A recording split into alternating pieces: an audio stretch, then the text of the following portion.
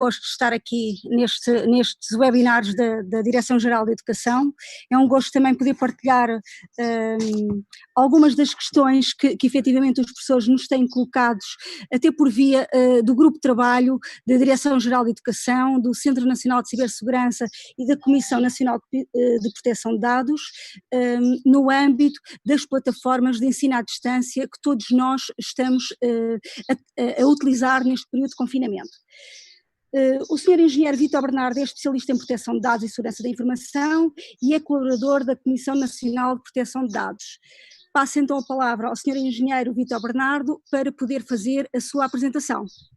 Muito obrigada e até já.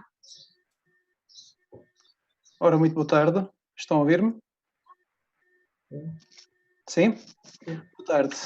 Meu nome é Vítor Bernardo. Muito obrigado pelo convite da DGE e a doutora Cristina Marques e por a apresentação da doutora Isabel Batista. Vou dar início à minha apresentação, que tem a ver com a proteção de dados no ensino à distância.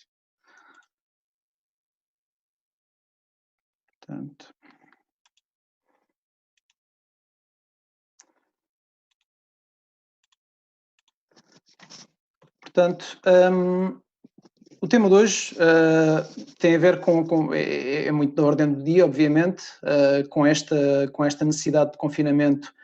É evidente que tivemos que encontrar mecanismos novos e tentar encontrar alternativas para suprir algumas necessidades.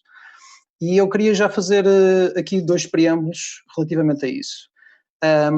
A Comissão pretende também, através deste webinar, demonstrar que pretende ter uma postura mais pedagógica, porque entende que realmente tiveram que ser encontradas soluções que talvez não tenham sido, foram as possíveis a determinada altura, mas que podem ser melhoradas, nomeadamente do ponto de vista da proteção de dados.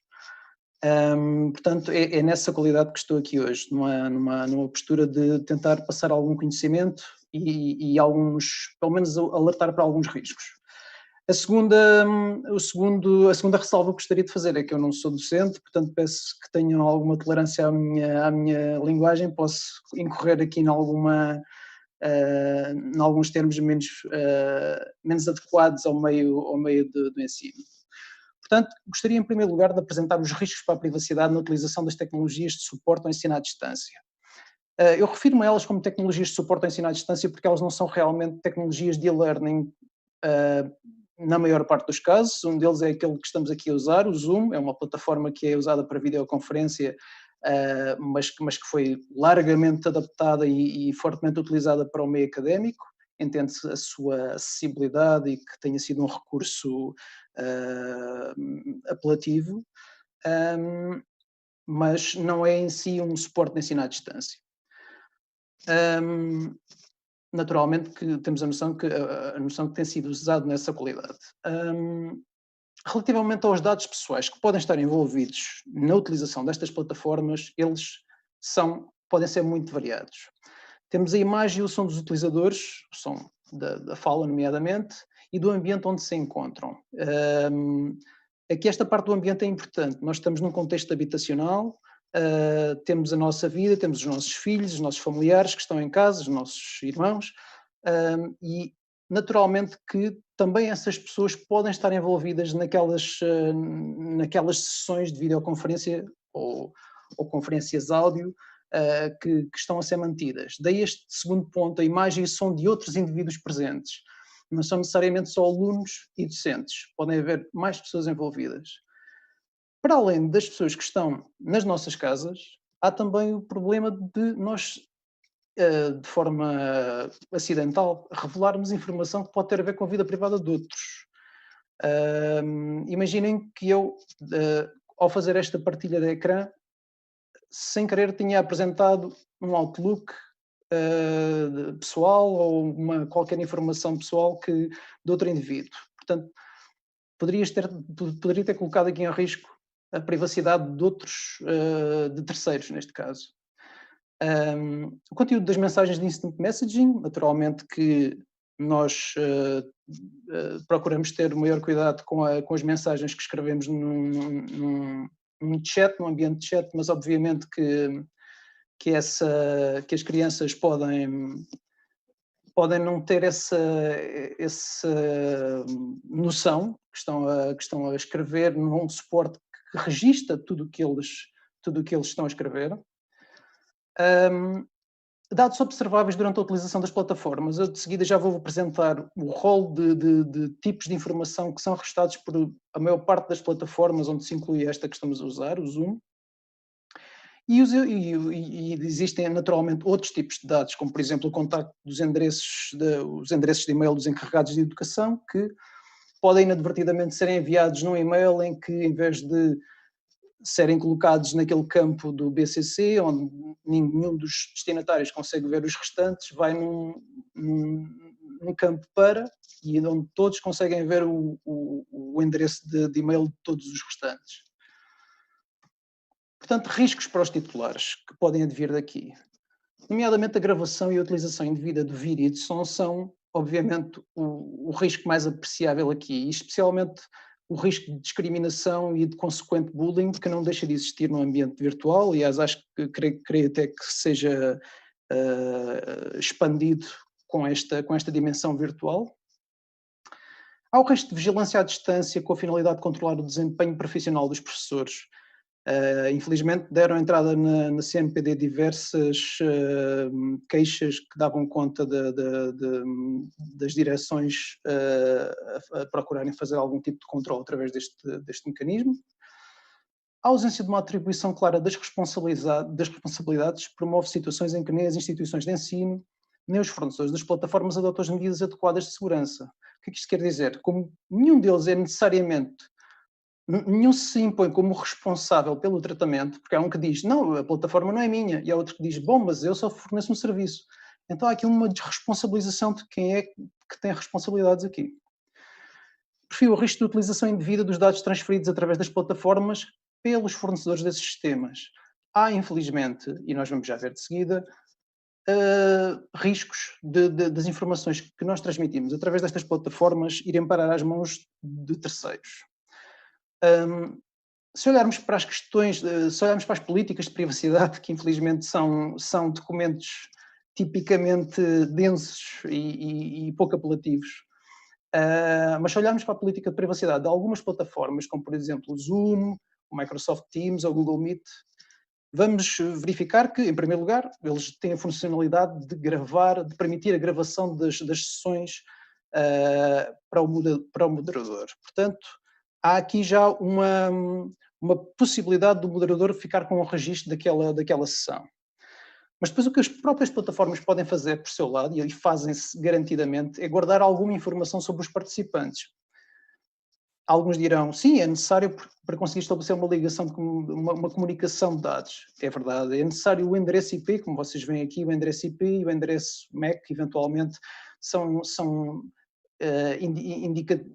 indicadores meus que podem ser necessários para a transferência de informação, mas depois já entramos aqui numa série num rol de outras características do meu sistema que talvez não sejam realmente necessárias para me disponibilizarem um serviço. Portanto, o tipo e versão de sistema operativo, se uso câmaras ou não, se tem microfones ou não, quando é que me liguei, quando é que me desliguei, se tive conversas, as conversas ficam registadas, as conversas de chat ficam registadas. Portanto, a maior parte das plataformas deixam aberta a possibilidade de utilização da informação recolhida para outros serviços, desculpa, a maior parte das plataformas deixam aberta a possibilidade de ir buscar informação ao outro lado para completar a informação que eles próprios estão a usar sobre mim. Eles chamam isto enhancement, data enhancement, melhoramento dos dados. Não é muito claro onde é que eles vão buscar essa informação adicional e como é que eles estão a juntar à minha. Mas a grande maioria das políticas não esclarecem sobre todos os cenários em que há possibilidade de partilha de dados com terceiros. Não é claro o nível de acesso e controle que o responsável, a pessoa que estabelece a sessão de videoconferência, tem sobre aqueles dados que foram guardados. Posso eliminar, posso chegar àquela informação que efetivamente foi registada sobre os participantes ou não? E será que devo, não é? Naturalmente. Os dados tratados podem ser usados para melhoramento dos produtos. Esta, infelizmente, é uma questão transversal a todas as plataformas, todas elas pretendem proporcionar-nos um serviço mais completo e acabamos sempre com a possibilidade, possibilidade em aberto de haver um algoritmo de inteligência artificial a trabalhar os nossos dados, como não sabemos efetivamente. Portanto, a adoção de plataformas que suportam o ensino à distância deve ser precedida de uma análise dos riscos associados. O que é que tanto a CNPD como outras entidades recomendam? Bom, em primeiro lugar, devem ser definidos, e eu foquei, deixa-me só fazer um preâmbulo, eu foquei muito estas recomendações e, no fundo, toda a minha intervenção em videoconferência, porque tenho a noção que é o elemento mais intrusivo de todas estas ferramentas de ensino à distância, é aquele para os qual somos mais vezes interpelados. Portanto, dirigi esta sessão muito para esse tipo de ferramentas. Portanto, devem ser definidos identificadores e palavras-passe de acesso para cada sessão de videoconferência. Sempre que a plataforma o permitir, devem ser usadas salas de espera para autorizar o acesso dos alunos. E se estão recordados daquelas questões que surgiram há pouco tempo relativamente a alunos ou a não alunos que estavam a entrar em salas de aula virtuais, alguns desses casos podiam ter sido mitigados simplesmente com a utilização de uma sala de espera. A captura de vídeo deve estar desligada sempre que não seja necessária. Os microfones dos participantes que não estejam a intervir devem estar desligados. Mais, o isolamento do docente ou aluno numa zona da habitação, o isolamento aqui no sentido de reserva para evitar que haja uma captação inadvertida dos meus familiares, da minha habitação, idealmente uma zona mais livre de coisas, pessoas e objetos possível. As funcionalidades de partilha de ecrã e de envio de ficheiros devem estar desabilitadas, sempre que não existe a necessidade de utilização. Nas sessões com crianças em idade pré-escolar, deve haver acompanhamento das aulas por um adulto para orientação da criança e supervisionamento da utilização da plataforma. Há muitos casos em que uma criança está a assistir a uma aula por Zoom com um tablet e passeia pela casa, vai para sítios da casa que ninguém pensa, eventualmente podem haver aí riscos de privacidade envolvidos, questões de privacidade. Por último, salientar as recomendações que estão na SeguraNet, relativas ao estudo em casa, onde se fala de diversas plataformas e onde há muito boas instruções relativamente à configuração de cada uma delas. Bom, e a restante, a minha segunda metade da minha intervenção será dirigida para responder a certas perguntas que já têm surgido junto da CNPD, algumas que foram colocadas por os senhores no vosso registro, coisa que eu desde já agradeço, mas procurei que fosse o mais prática possível, daí ter ocupar uma metade da intervenção. Portanto, a primeira questão é se há razoabilidade em exigir a realização de vídeos por parte dos alunos para efeitos de avaliação. Estamos aqui a falar de um docente que exige aos alunos que, para efeitos de avaliação, ele precisa efetivamente de ver o aluno a fazer uma qualquer atividade. Não, a resposta é não existe base legal para este tratamento de dados. A legislação que tem sido tremenda nos últimos dias e muito tem sido sucessiva, mas o Decreto-de-Lei 14G de dia 13 de abril refere no número 1 do artigo 4º que os alunos têm o dever de assiduidade nas sessões síncronas e o cumprimento das atividades propostas para as sessões assíncronas. Portanto, o cumprimento das atividades propostas, mas não determina a forma. Não há nada em lado nenhum a dizer que tem que ser com um vídeo. E do ponto de vista de proteção de dados, a gravação de vídeo dos alunos é uma medida excessiva e desproporcional. Especialmente porque comporta um grande risco de utilização indevida dos dados ou insegurança da informação guardada. Quem é que assegura que aqueles dados vão efetivamente ficar naquele computador que não poderá eventualmente ter um vírus que permite outros utilizadores acederem àquela informação? Também há outra questão, o incumprimento dos prazos de conservação dos dados.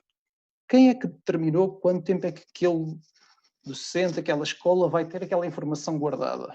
Não há nada em lado nenhum porque não está legislado, não está definido. Mas, aqui, naturalmente, eu tenho que reduzir-me à minha, apenas àquilo que conheço naturalmente e peço desculpa se parece demasiado intrusivo, mas sugiro aqui algumas alternativas de fazer a avaliação. Naturalmente que em disciplinas como educação física, por exemplo,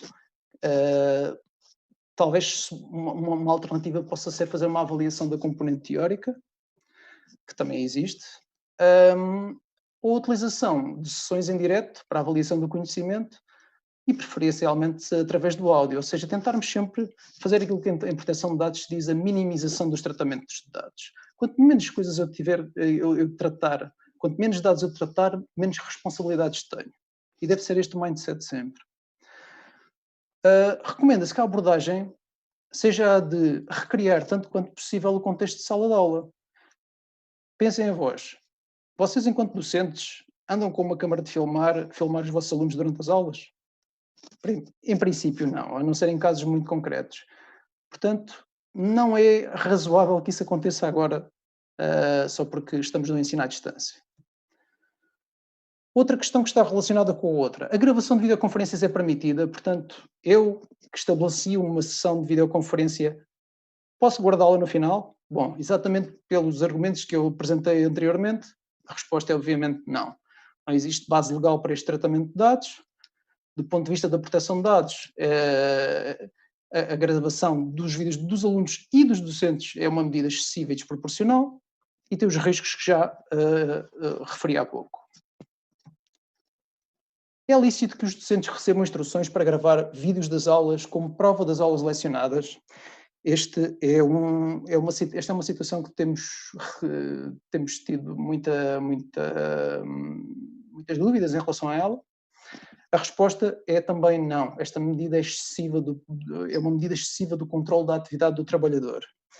E ela tem muito a ver com uma outra orientação da CNPD que tem a ver com o controlo dos trabalhadores à distância, em regime de teletrabalho. Eu, no final, no último diapositivo, terão uma área de orientações onde podem encontrar também esta orientação. Nós nos endereçamos relativamente a isso, às questões de teletrabalho. Muito rapidamente, de acordo com o número 1 do artigo 20º do Código do Trabalho, o empregador não pode utilizar meios de videovigilância à distância no local de trabalho, mediante o emprego de equipamento tecnológico com a finalidade de controlar o desempenho profissional. Poderão dizer, mas o empregador não está a usar meios de vigilância à distância.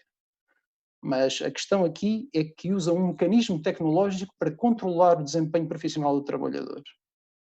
Portanto, não está aqui em causa, não é exatamente um sistema de GPS, na verdadeira acessão do termo, ou não é uma câmara montada sobre ele, mas, no entanto, estamos aqui efetivamente a exigir que faça uma gravação das aulas que dá. Por fim, se a direção da instituição de ensino entender necessário que exista um registro das aulas lecionadas, deve optar por uma plataforma que disponha dessa funcionalidade. Existem plataformas que registram o momento do início e do final da sessão e fica, obviamente, um registro da aula dada e dos participantes que lá estiveram. É lícito que os docentes recebam instruções para manter a sua câmara ligada durante as sessões? Não. Não há base legal que legitime esta exigência. É preferível que os docentes optem pela apresentação de conteúdos, um bocadinho como eu estou a fazer aqui hoje. Estou a passar-vos os conteúdos, vocês não precisam necessariamente de estar constantemente a verem a minha imagem, estão ligados ao que é importante, são os conteúdos que vos estou a passar. O balanço entre a acrescida exposição do docente e as vantagens para as sessões justificam este tratamento de dados. No RGPD e na proteção de dados, desde sempre houve a necessidade de fazer este equilíbrio. Os riscos compensam, peço desculpa, as finalidades e os proveitos que eu vou tirar compensam os riscos que eu vou correr. Há uma verdadeira vantagem aqui. O RGPD é ainda mais expressivo em relação a isso, em se avaliar a necessidade. Uma outra questão. O professor pode exigir que um aluno ligue a câmara? O número 2 do artigo 5º do Decreto-Lei 14G, que já referi há pouco, dia 13, refere o seguinte: Compete aos professores recolher evidências da participação dos alunos, tendo em conta as estratégias, os recursos e as ferramentas utilizadas pela escola e por cada aluno. Só que a recolha dessas evidências não tem necessariamente de passar pela captação de vídeo dos alunos. Pode limitar-se, por exemplo, ao reconhecimento da voz. Ainda assim, admite-se que possa existir a necessidade do docente confirmar se o participante que está ligado é efetivamente seu aluno. Imaginemos que pode ser uma primeira sessão em que o docente não está ainda, pronto, não consegue reconhecer ainda qual é o aluno que está ali em causa. Neste cenário, e para a finalidade prevista no artigo 5º, que foi o que vimos agora mesmo, o docente pode dar instruções para que o participante demonstre que é realmente aluno, sob pena de ser afastado de cada sessão caso não o faça. Uma das formas pode efetivamente passar pela ativação temporária da câmara. Este procedimento deve ser usado a título excepcional e não enquanto norma. Portanto, mais uma vez, tentar minimizar ao máximo os tratamentos de dados. Ativar a câmara, ok, muito bem, já o reconheci o aluno, pode desligar, porque daqui para a frente vamos continuar com o professor a expor os conteúdos do seu lado. Qual é a melhor alternativa para comunicar com os alunos quando não existe uma plataforma definida? Bom, sempre que possível, e isto foi uma recomendação da CNPD na sua orientação sobre as tecnologias de ensino à distância, é que sempre que possível devem ser usados os meios tecnológicos colocados à disposição pela instituição de ensino. Os docentes devem sempre usar as caixas de correio colocadas à disposição pela instituição, para o contato com os alunos ou com os encarregados de educação, conforme o caso, que refirma caixas de correio institucionais. Desde que tenha sido dado consentimento válido, os docentes podem contactar os alunos ou os encarregados de educação através dos e-mails pessoais dos destinatários, portanto, com o consentimento. Sistemas de messaging e redes sociais não são considerados mecanismos apropriados para a comunicação entre a escola e o aluno.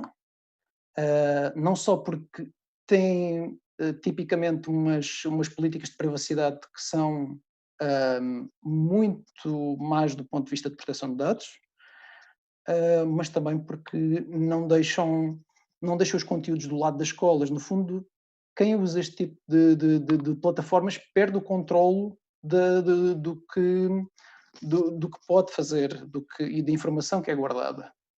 Não há absolutamente controle nenhum dos dados nestes casos. Como proteger os dados pessoais no contexto pré-escolar? As aulas síncronas são adequadas para crianças do pré-escolar? Bom, aqui eu não sou pedopsicólogo, naturalmente, mas entendo que se reconheçam benefícios da videoconferência para manter a proximidade entre crianças desta faixa etária com os restantes colegas e os educadores. Salienta-se, no entanto, que pela sua idade se exigem ainda maiores precauções com a exposição excessiva das crianças. A participação em aulas síncronas deve estar precedida de consentimento por parte do encarregado de educação, e à partida não se afigura a necessidade de gravação de imagens. Mais uma vez saliento que há crianças nesta idade são particularmente criativas durante as aulas e têm muita tendência para partilhar muita informação pessoal sobre o que a família fez, e podem pegar num portátil ou num tablet e, mais uma vez, circular com ele pela casa. Recomenda-se que exista uma supervisão da utilização destas plataformas por crianças neste contexto. Como podemos garantir que não há intrusão de terceiros em plataformas online de ensino à distância e utilização indevida de dados pessoais, códigos de acesso, fotografias e vídeos de alunos e professores? Bom, para cada sessão devem ser adotadas aquelas medidas que falámos inicialmente, portanto, criação de indicadores únicos e palavras-passe diferenciadas para cada sessão. Podem ser definidos procedimentos quanto à estrutura do nome. É um procedimento, não garante só por si a segurança do sistema, mas se forem dadas instruções para que cada interveniente seja identificado com o número de aluno e o primeiro nome, poderá ajudar a identificar melhor o aluno. Alunos encarregados de educação devem ser sensibilizados pelas instituições de ensino relativamente às consequências da má utilização destas plataformas e deve reduzir-se ao absolutamente necessária a utilização do vídeo durante as sessões. Engenheiro Vítor? Sim, eu já... Deixe-me só dizer que estamos praticamente já em cima dos 20 minutos, portanto logo que Sim, possa eu já estou a terminar. concluir. Obrigado. Obrigado. Obrigada. Bom, caso a escola ou o agrupamento tenha enviado um pedido de autorização aos encarregados de educação, as câmaras podem estar ligadas? Sim, desde que o respectivo encarregado de educação tenha dado o respectivo consentimento. No caso das aulas serem gravadas ou fotografadas sem autorização expressa do professor, que meios legais devem ser acionados? Bom, aqui uma pequena ressalva, convém ter em consideração que a informação que é transmitida através de um canal como este em que estamos neste momento pode estar a ser gravada através de um software externo, não necessariamente da própria plataforma. Portanto, há sempre um grande risco dos conteúdos que eu partilho através destas ferramentas ser arrestado de alguma forma.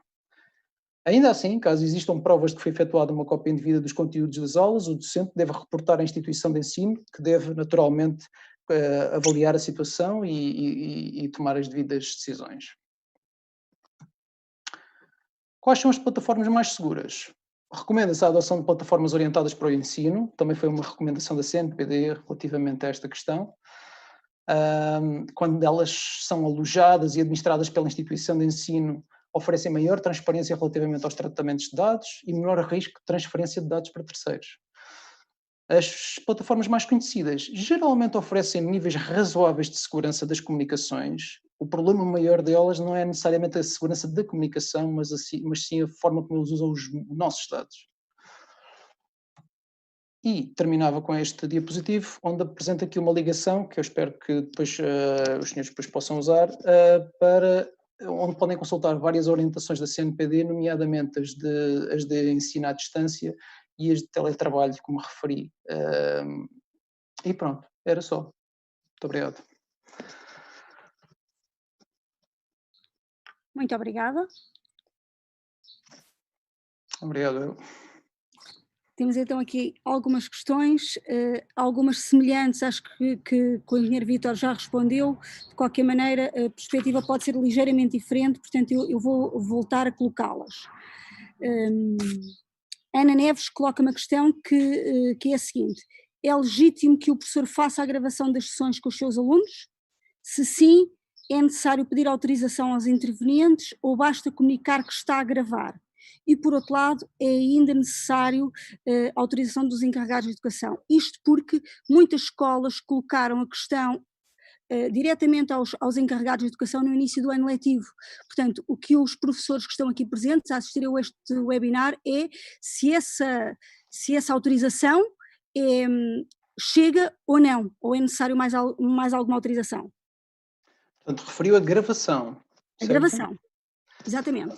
De acordo com aquilo que eu lhe apresentei, a gravação considera-se que não existe base legal para fazer a gravação de aulas, incluam ou não o docente, e portanto que do ponto de vista da CNPD não há o responsável está aí numa situação em que, além de não ter base legal, que não legitima de todo o tratamento, tem ainda uma série de responsabilidades para com os titulares dos dados, que dificilmente consegue dar resposta, nomeadamente de limitação dos prazos de conservação dos dados, de acesso dos titulares à informação que foi registada, e naturalmente temos aí duas grandes questões de verdadeira necessidade e proporcionalidade, que são dois princípios básicos da proteção de dados. Não se reconhece uma verdadeira necessidade da gravação desses vídeos e parecem completamente excessivos de um ponto de vista de proteção de dados. Portanto, acima de tudo, essas duas. A questão que os professores de educação física e que os professores das disciplinas ligadas à educação musical, aos instrumentos, colocam é, então, como é que eles podem fazer a validação de que efetivamente os alunos estão a acompanhar as aulas, se não houver uma efetiva gravação destes exercícios de educação física e das disciplinas de instrumentos. Bom, felizmente a de educação musical então recorda-me de uma série de teoria que está associada, portanto eu creio que tanto a educação física como a educação musical são duas disciplinas que têm uma grande componente teórica que pode ser aproveitada e que pode ser avaliada neste momento, até porque tenhamos em conta que estamos numa fase de transição que pode não durar assim tanto tempo, pode ou não durar, não sabemos neste momento, mas que permite que sejam exploradas essas componentes das disciplinas, nomeadamente a parte teórica. Quando referiu a expressão musical, a educação musical, há também a possibilidade naturalmente de se gravar um vídeo com qualquer instrumento e de remeter. Não vejo qualquer problema nisso. Portanto, creio que há aqui a possibilidade de sermos criativos em relação a encontrar as formas certas para tratar estes assuntos. Ok.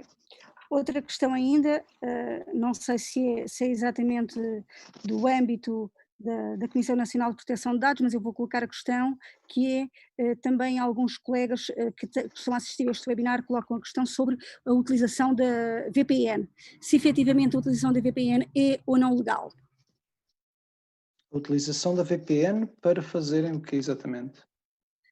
No fundo, para fazer o túnel, penso eu, que é para Sim. fazer o túnel relativamente à videoconferência que estão, ou à videoconferência, sim, exatamente, que estão a ter com os seus alunos. Isso aí, diremos que essa questão aí teria a ver com a segurança da comunicação. E realmente, naturalmente que não há confidencialidade, não há privacidade se não houver segurança da comunicação e naturalmente que a segurança das comunicações tem que ser endereçada. Mas, durante a minha intervenção, eu foquei essencialmente na questão de proteção de dados e da privacidade. E a privacidade tem a ver com a forma como depois os dados são usados quando são tratados por um determinado fornecedor de uma solução. Eu tenho sempre que passar por um fornecedor de uma solução, de um Zoom, de um Moodle, seja o que for, eu tenho sempre que ir ao servidor central. Agora, se vou por VPN ou não vou por VPN é indiferente, a forma, ele quando chega depois ao destino tem sempre que ser descodificado. Portanto, não vejo o que é que essa questão da VPN adiciona aqui à questão, sinceramente. Ok. Há aqui um participante que diz sim, a VPN é para a encriptação dos dados, mas mais importante é a forma como esses dados são usados pelo cliente final, portanto vai ao encontro de... Isso pois, é como se nós disséssemos, ok, no caminho está tudo seguro, mas quando chega do ponto A ao ponto B, tanto o ponto A como o ponto B têm que conseguir ver a informação. Portanto, do meu ponto de vista, não faz muita diferença. Ok, muito bem. Outra questão que também é colocada neste âmbito é como ocultar o IP. É necessário um serviço, tipicamente pago, para ocultar a visibilidade do IP ou dos outros dados? Sim, podem ser usados, isso são mecanismos, mas lá está. O IP é apenas um identificador meu. Há algumas técnicas que são apelidadas de device fingerprinting, que é no fundo uma impressão digital do meu dispositivo, em que eu consigo tirar uma impressão digital de alguém que se liga ao meu site ou à minha plataforma e nem preciso de olhar para o endereço IP. Eu posso olhar só para uma série de pequenas configurações, nomeadamente o tamanho do ecrã, quais são os tipos de letra que tem. Naquele caso que vos mostrei, surgiam lá se tinha colunas ou não, se tinha microfone ou não. Essas pequenas coisinhas, todas juntas, qual é a localização qual é o tipo de língua que eu uso, todas essas pequenas configurações são enviadas para estes fornecedores e todas agregadas conseguem produzir uma assinatura única. Portanto, há sempre esse risco de sermos tornados identificáveis, não é de sermos identificados, não vão perceber que eu sou o Vítor ou que sou o João, mas vão conseguir perceber que há um dispositivo que já se ligou há 2 semanas e que se voltou a ligar hoje. E muito provavelmente a alteração do IP, eu diria que não vai fazer uma grande alteração em relação a isso, no resultado final. Ok, muito obrigada.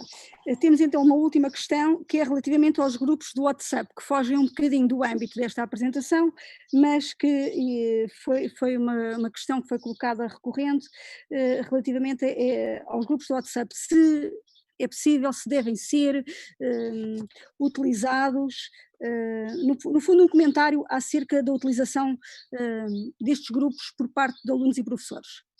O meu comentário é: eu não recomendo, não parece que seja o canal adequado, é uma rede social, é verdade que o WhatsApp até recentemente